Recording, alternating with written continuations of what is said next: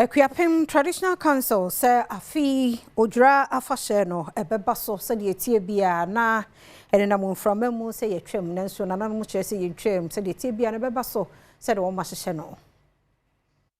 ODWIRA Traditional Council no echiremu a afi ODWIRA afahye no ebeba so pa na we eneye yetoso oha ene aduokono enkono a odi sa afahye ni senti wo de boaboa won ho na afahye no de toso ahenu a obedi no afimpiru ne aduonu ensie mu no wo de ahyehye so wo hwekwan se na nanma hemfofre cheche ne bencheye omanfo atukotena amanwodo so ene omanfo nyina eba behie mu na afi ODWIRA afahye a obedi no ehini meboso me de toso aduonu nan ewa krupon no wo de ahyehye so ebusa panyina wo de hye edufum a ono ene kasa ema Akuapem esi ahenefo ene nsemtwerefo twetwen enkomo a wo de kwan ye obefa so adi afahye yi etutwa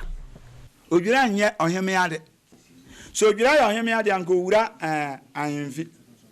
nkonwafi umutu wada ya wuche ODWIRA oheme anya na obutu wada oheme anya na akofo ODWIRA aba ODWIRA muto wo konsum ne ade nyina wo nka ho nti wo chefa wo ma ne watena ase adofo no wabọ saa powidi amamu nyina ene ne ewan nti mpanyin ye hia wa ha ne reka kire Akuapem Ghana man ama kodu baabi ase ye retwa ODWIRA Akuapem retwa ODWIRA 199 years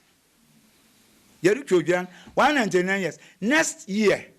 be 200 ameka ne se akoye na nafuo buo nkatia na ne dom afi biara dwuma wa yeden wodi nti megina kasafiri soro bọ mama ne se eye mogu omomongu eye ne kwan na ado na onyo obeba abia mpanyin yete ya na ye kan se bra ye beje watum